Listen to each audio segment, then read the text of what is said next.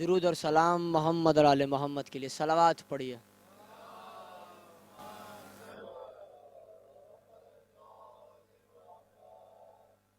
1444 ہجری کی آج 3 محرم ہے اور میٹرو ون نیوز کی جانب سے یہ اشرہ منعقد ہے۔ مسلسل آپ 2 روز سے یہ اشرے کی تقریر سماعت فرما رہے ہیں قرآن مبین اور فضائل معصومین کے موضوع پر۔ دوسری تقریر ہم نے اس پہ ختم کی تھی کہ جناب سیدہ کی فضیلت کیا ہے۔ دیکھیے روز آپ کے سامنے معصومین کے فضائل پڑھے جائیں گے اور قافلہ جو ہے وہ کربلا پہنچ چکا ہے۔ کل قافلہ کربلا پہنچ چکا ہے۔ امام حسین نے دینار دے کر زمین خرید لی ہے اور علی اکبر کے نام کر دی ہے۔ دیکھیے میں ذمہ داری سے جملہ کہہ رہا ہوں کہ ہر امام نے اپنی قبر کے لیے پہلے سے زمین خریدی ہے، یعنی امام کسی اور کی جاگیر پہ دفن نہیں ہوئے ہیں، امام نے اپنی جاگیر خریدی ہے، تبھی کربلا کی زمین کو خرید کر علی اکبر کے نام کیا تھا تاکہ بعد میں کوئی یہ دعویٰ نہ کر سکے کہ یہ زمین حسین کی نہیں ہے کسی اور کی زمین ہے۔ تو حسین نے پہلے سے خرید کے یہ بتا دیا کہ یہ زمین ہماری ہے۔ اور دیکھیے امام علی نقی علیہ السلام صلوات اللہ علیہ،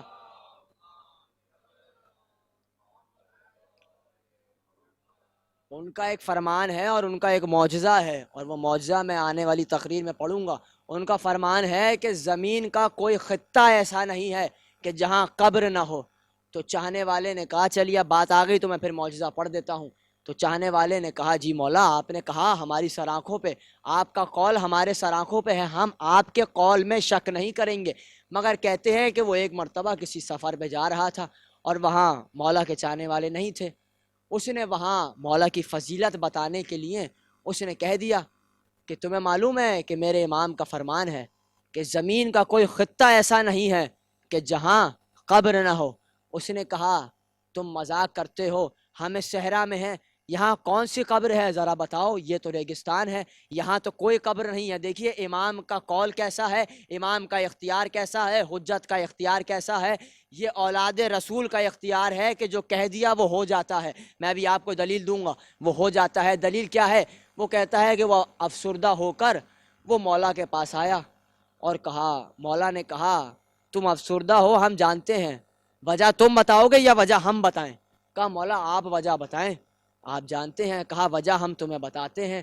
کہا وجہ یہ ہے کہ تم نے وہاں کہا کہ زمین کا کوئی خطہ ایسا نہیں ہے کہ جہاں قبر نہ ہو، مگر تمہارے ساتھ جو لوگ تھے ان لوگوں نے کہا کہ تم مذاق کرتے ہو، یہاں کون سی قبر ہے، کون سا صحرا ہے؟ تو کہا امام نے کہ ذرا بلاؤ ان سب کو بلاؤ۔ وہ آتے ہیں مولا کے پاس اور کہتے ہیں چلو کہیں سفر پہ چلتے ہیں۔ تو وہ سب سفر پہ جانے لگتے ہیں اور اس کے بعد وہ امام سب سے مخاطب ہو کے کہتے ہیں، جبکہ گرمی کا زمانہ ہے، امام کہتے ہیں کہ ایک کام کرو ذرا ساری چادر لے کر آؤ اور سارے کمبل لے کر آؤ۔ تو وہ سب مسکرانے لگتے ہیں کہ امام یہ کیا کہہ رہے ہیں، گرمی کا موسم ہے، امام جو ہے وہ کمبل اور چادر منگوا رہے ہیں، یہ کیا جملہ کہا امام نے؟ کہا ذرا منگواؤ۔ تو وہ لاتے ہیں اور سب ساتھ چلتے رہتے ہیں۔ کہتے ہیں کہ جیسی اس صحرا میں پہنچتے ہیں، پہلا قدم امام علی نقی کا وہاں پہنچتا ہے، ایسی طوفانی بارش ہوتی ہے کہ وہ بارش اولے میں تبدیل ہو جاتی ہے، وہ بارش اولے میں تبدیل ہو جاتی ہے اور وہاں جتنے لوگ ہوتے ہیں وہ آدھے مر چکے ہوتے ہیں۔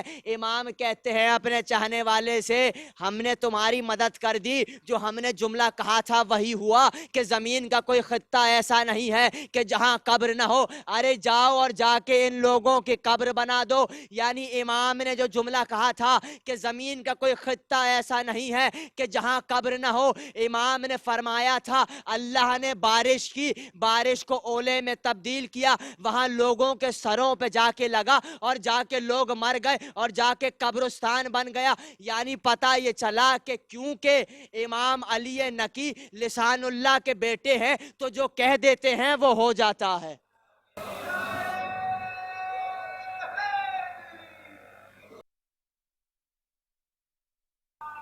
اللہم صلی علی محمد اللہ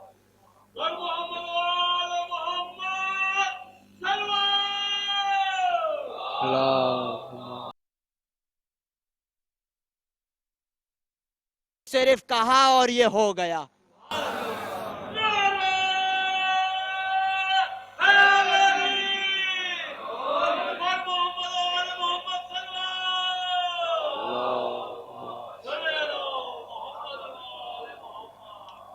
मैंने कहा और ये हो गया, ये है इख्तियार इमामत।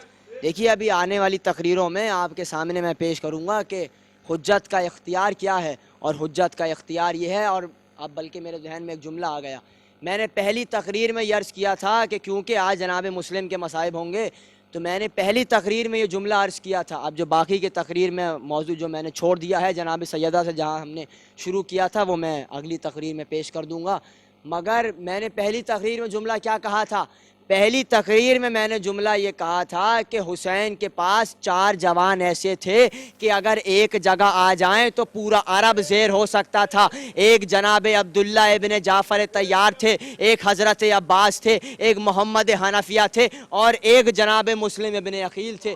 तो कहते हैं कि देखिए मैदान में लड़ना जो है वो आसान है क्योंकि खुली जगह है। मुस्लिम ने कूफे की गलियों में ऐसी तलवार चलाई है कि जैसी तलवार अली ने खैबर और खंदक में चलाई थी, क्योंकि अली की तरह, देखिए अली ने एक फार्म बनाया जिसे यम्बो कहते हैं, और वहाँ अली ने बनी हाशिम के जवान को बुलाया और कहा कि मुस्लिम तुम इनको तलवार चलानी सिखाओगे। यानी बाद अज़ अली सबसे ज़्यादा शजा जो थे वो मुस्लिम थे। मुस्लिम की शजात पे अली को इतना भरोसा था कि सिफ़ीन की लड़ाई में मैमना, मैसरा, कल्ब लश्कर, मैसरे पर मोहम्मद हनफिया थे, कल्ब लश्कर पर थे मालिक अश्तर और हज़रत अब्बास, और मैसरे और मैमने पर हज़रत मुस्लिम थे। यानी मुस्लिम को तनहा रखा था। यानी इतना भरोसा था हज़रत मुस्लिम की शजात पर कि मैमना वो अकेले संभाल सकते थे, क्योंकि बनी हाशिम का खून रगों में दौड़ रहा था। कहते हैं कि जनाब मुस्लिम ने ऐसी तलवार चलाई कूफे में कि ऐसी तलवार जैसी तलवार अली ने खैबर और खंदक में चलाई थी, बद्र में चलाई थी, ओहद में चलाई थी। तो उसके बाद लिखा, देखिए नाम है मोहम्मद बिन अशस, अब मैं एहतियात से इब्ने अशस कह रहा हूँ। तो उसने कहा जब जनाब मुस्लिम को कूफे में लाया गया और मुस्लिम तलवार चला रहे हैं, तो वो कहती है, तुआ जो है तुआ से रिवायत है, और वो कहती है कि मुस्लिम ने ऐसी लड़ाई लड़ी कि ऐसी लड़ाई मैंने कभी ना देखी। मैंने पहली मर्तबा मैंने हाशमी जवान को तैयार होते हुए देखा था और हाशमी जवान को लड़ते हुए देखा था। तो इब्ने अशस ख़त लिखता है कि ज़रा और सिपाही भेजो। तो पहले आए थे 3000 सिपाही, फिर वो कहता है ज़रा और सिपाही भेजो, फिर वो कहता है और सिपाही भेजो, यहाँ तक कि 9000 का लश्कर मुस्लिम ने अकेले ज़ेर किया था। अकेले तन्हा मुस्लिम, 9 लाख का लश्कर है, 9000 का लश्कर है, और मुस्लिम ने अकेले ज़ेर किया है, जबकि कूफे की गलियों में ज़ेर किया है। मैदान में लड़ना आसान है, गलियों में लड़ना मुश्किल है। तो एक मर्तबा कहा उसने ख़त लिख के, इब्ने अशस, अरे तुमसे एक हाशमी जवान नहीं संभल रहा, अगर मैंने तुम्हें हुसैन से लड़ने भेज दिया तो तुम्हारा क्या हाल होगा। उसने कहा, सुनो, क्या तुमने अरब के किसी सब्जी फरोश से लड़ने भेजा है? अरे ये अली का भतीजा है, ये अली का भतीजा है, ये अकील का बेटा है, इसकी रगों में अबू तालिब का खून दौड़ रहा है, इसको ज़ेर करना आसान नहीं है। मैंने जुमला कहा था और आपने जुमला आसानी से सुन लिया कि अली ने चाहा कि बनी हाशिम के जवान तलवार चलानी सीखें, और सीखी। मगर हमारा अकीदा ये है कि वली किसी से सीखता नहीं है, वली वहाँ से सीखा हुआ आता है। मगर ये दुनिया है, दुनिया को बताने के लिए कि तुम भी अपने लिए बनाओ और सजा बनाओ, ताकि तारीख़ ये ना लिखे कि बुज़दिलों से लड़े थे और मार दिया। इसलिए कहा, इसलिए फ़ान बनाया ताकि दुनिया देखे कि इनकी यहाँ सजा पैदा हो रहे हैं, और हम भी सजा बनाए ताकि तारीख़ ये ना लिखती कि बुज़दिलों से लड़े थे और मार दिया। मगर वहाँ सबके उस्ताद जनाब मुस्लिम थे। देखिए ये फ़ख्र सिर्फ़ जनाब मुस्लिम को मिला है कि हज़रत अब्बास जैसा बहादुर कायनात में कोई नहीं है। अली जैसी शजात, जैसे अली बहादुर थे वैसे बहादुर हज़रत अब्बास। अब आप इससे अंदाज़ा लगाइए कि जो अब्बास जैसे बहादुर का उस्ताद हो तो वो उस्ताद कैसा होगा। جس کا شاگرد اتنا بہادر ہے کہ عمر سعد کہتا ہے کہ اس نے ہرملا کو اور نہ جانے کتنے لشکر کو کہا تھا کہ تمہیں میں اس لیے لایا ہوں کہ جب عباس سامنے آئے تو جب تم لوگ حملہ کرنا، جب عباس کی دھات ایسی بیٹھی ہوئی ہے تو اگر مسلم کربلا میں آ جاتے تو اکیلے مسلم کربلا کا نقشہ پلٹ دیتے۔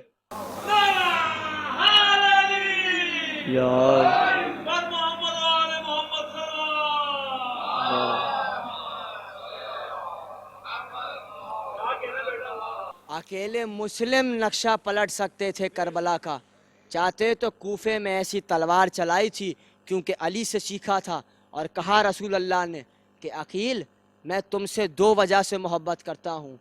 کہا کون سی 2 وجہیں ہیں؟ کہا پہلی وجہ تو یہ ہے کہ ابو طالب تم سے بہت محبت کرتے تھے، اور دوسری وجہ یہ ہے کہ تمہارا ایک بیٹا میرے بیٹے پر قربان ہوگا۔ نواسا نہیں کہا، بیٹا کہا ہے، ابنانا، بیٹا کہا ہے کہ تمہارا ایک بیٹا میرے بیٹے پر قربان ہوگا۔ تو اسی لیے رسول کو محبت تھی۔ میں اب آپ کو کیا بتاؤں کہ جناب مسلم کو جب یہ معلوم ہوا کہ ان کو سفیر امام حسین کہا گیا ہے اور وہ سفیر بن کے جا رہے ہیں، تو ان کی خوشی کا عالم یہ تھا کہ وہ اپنی زوجہ کے پاس جاتے ہیں اور کہتے ہیں تمہیں معلوم ہے حسین جیسے امام نے مجھے اپنا سفیر کہا ہے۔ یہ تھی محبت حضرت مسلم سے۔ اسی طرح جیسے آپ نے سنا کہ علی کو جس طرح بھروسہ تھا مسلم پہ، اسی طرح بھروسہ امام حسین کو تھا اور حضرت عباس کو تھا۔ جناب زینب بھی اسی طرح محبت کرتی تھی جناب مسلم سے۔ تو کہتی ہے کہ مسلم نے ایسی تلوار چلائی کہ ایسی تلوار کسی نے نہ چلائی ہوگی۔ کہتے ہیں کہ دیکھیے جملہ یاد رکھیے گا میرا، کہ کبھی بھی آل محمد کو زیر کرنا ممکن نہیں ہے مگر یہ کہ دھوکے سے زیر کیا جائے۔ کہتے ہیں کہ مسلم پر چھتوں سے آگ کے گولے بنا بنا کر پھینکے جانے لگے، مسلم پر تلواریں چلانے لگے، مسلم پہ تیر برسانے لگے، اور ایک مرتبہ ایک گڑھا کھودا اور اس کے بعد دیکھا کہ مسلم اس گڑھے میں ہے۔ ارے نیزے باہر تھے، مسلم گڑھے میں تھے۔ کہتے ہیں کہ مسلم کا یہ ہونٹ جو ہے اور دانت جو ہے وہ ٹوٹ گیا تھا۔ ایک مرتبہ دربار میں آئے اور پکار کے کہا کہ مجھے پانی دو، مجھے پیاس لگی ہے۔ کہا کہ پانی لا کے دو۔ جیسے ہی جام سامنے آیا تو خون ٹپکا، یہاں تک کہ 3 مرتبہ جام آیا۔ ایک مرتبہ آسمان کی طرف دیکھ کے کہا پروردگار لگتا ہے نصیب میں پانی نہیں ہے، لگتا ہے نصیب میں پانی نہیں ہے۔ اور اس کے بعد کہتے ہیں کہ ہے کوئی ذلیل دربار میں قریشی جو میری وصیت پوری کرے۔ عمر سعد آگے بڑھا، کہا تمہاری کون سی وصیتیں ہیں؟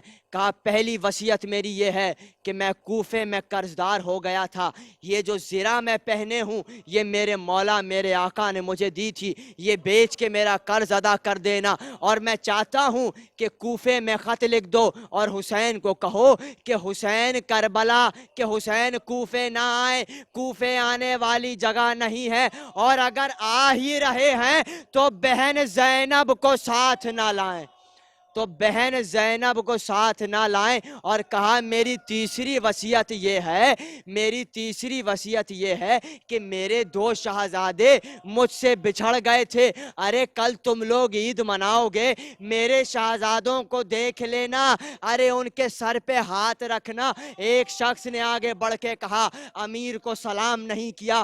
کہا کیا بکتا ہے، میرا امیر صرف حسین ہے، حسین میرا امیر ہے۔ کہتے ہیں کہ مسلم کو دارالامارہ کی چھت پہ لے جایا گیا، اور اس کے بعد مسلم نے کوفے کے بازاریوں سے دوبارہ مخاطب ہو کے کہا ارے کوفیوں سنو، ارے کل تم لوگ عید مناؤ گے، ارے میرے شہزادوں کا خیال رکھنا۔ ارے کہتے ہیں کہ مسلم نے ایک آواز دی، کہا آقا میں جانے سے پہلے آپ کی زیارت کرنا چاہتا ہوں۔ حسین نے قافلے کو روکا، عباس سے کہا کیا ہوا؟ عباس نے کہا دیکھا, کہا मुस्लिम बेगोरो कफन पड़ा है, एक मर्तबा कहा मौला मुझे हुक्म करे कि मैं जाके मुस्लिम की नुसरत करूं. कहा अरे अरे इन दो उंगलियों के दरमियान देखो, अरे अब जो नीचे देखा तो दारुल अमारा की छत है और मुस्लिम जमीन पे आ रहे हैं. फातिमा जहरा ने हाथों को फैला लिया.